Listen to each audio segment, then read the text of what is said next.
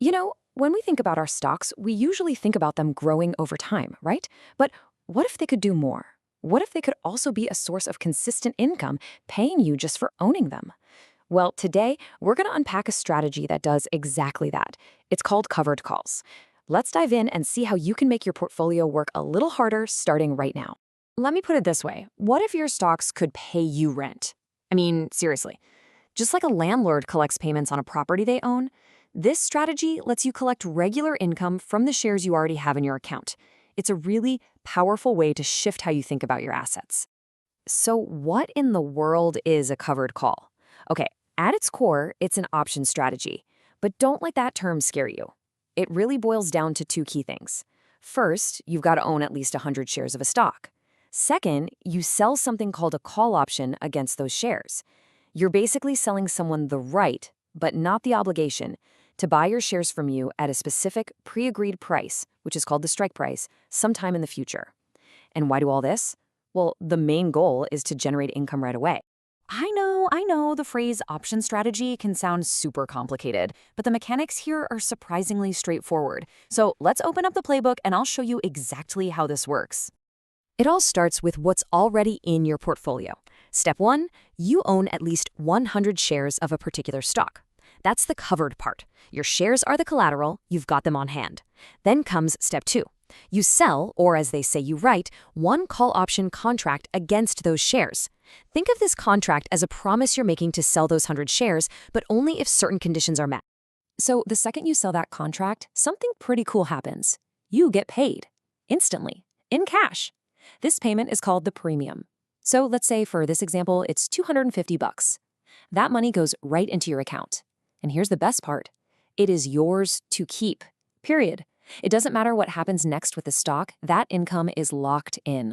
All right, so you've sold the option, you've collected your premium. What now? Well, now you just wait for that option contract to expire. And when it does, there are really only two possible ways this can go. It all comes down to where the stock price ends up. So let's look at these two futures. In the first scenario, the stock's price is below that agreed upon sale price, the strike price. If that happens, the option just expires worthless. The buyer isn't going to use it. And you get to keep your 100 shares and you keep the premium. That's your rent money. Now, in the second scenario, if the stock price is above the strike price, the buyer is going to exercise their right. You are then obligated to sell your 100 shares at that price you agreed on. But remember, you still get to keep that premium you were paid up front. You always keep the premium. And right there, that brings us to the absolute core of this strategy. It's a trade-off. You are accepting guaranteed income right now in exchange for giving up potential gains later on. If that stock price just goes to the moon, well, you miss out on that massive upside. This is the central decision you have to be comfortable with. Okay, let's put some numbers to this so you can see how it really plays out financially. Because understanding the potential profit, the potential loss, and the one big catch is absolutely essential before you even think about trying this. So your maximum profit on this trade is capped. It's basically the difference between the price you paid for the stock and the strike price you agree to sell it at, plus that sweet premium you collected. But here's an interesting little benefit on the other side of things. Because you collected that premium, it actually reduces your potential loss. It acts like a small cushion, lowering your break-even point if the stock price happens to fall. This quote from one of our sources really just says it all, doesn't it? The key phrase, the part you have to hear, is willing to cap their upside potential. That's the price of admission. That's the deal you're making to generate this kind of income. And here it is, the catch, laid out nice and clear. If the stock you sold a call on suddenly just takes off like a rocket, doubles or triples in price, you don't get to enjoy those massive gains. You're locked in. You have to sell at that lower agreed upon price. This opportunity cost is, without a doubt, the single biggest risk of using this strategy. So all of this brings us to what's probably the most important question of all. Is this the right tool for your toolbox, for your portfolio? Let's figure out if this strategy actually fits with your financial goals and your outlook on the market. So let's get down to brass tacks. When does this strategy actually make sense to use? Under what conditions should an investor seriously think about pulling the trigger on a covered call?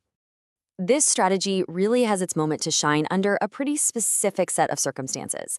It's ideal when you think your stock is probably going to stay flat, or maybe just rise a little bit. It's for when your main goal is to generate steady income, not to chase after some explosive home run. And this is so important, you have to be genuinely okay with the idea of selling your shares if the price hits your target. No seller's remorse. And on the flip side, it's just as important to know when this is the wrong tool for the job. If you are super bullish on a stock, you think it's about to surge because of great earnings or some big news, then this is probably not the strategy for you. You would just be putting an artificial ceiling on your own profits. In the end, it all boils down to a pretty fundamental question about your own investing philosophy. Are you building a portfolio that's designed to methodically generate income, kind of like a landlord collecting rent checks every month? Or are you buying lottery tickets, hoping for that one massive win? There's no right or wrong answer here, but knowing your answer, well, that's the key to deciding if covered calls belong in your playbook.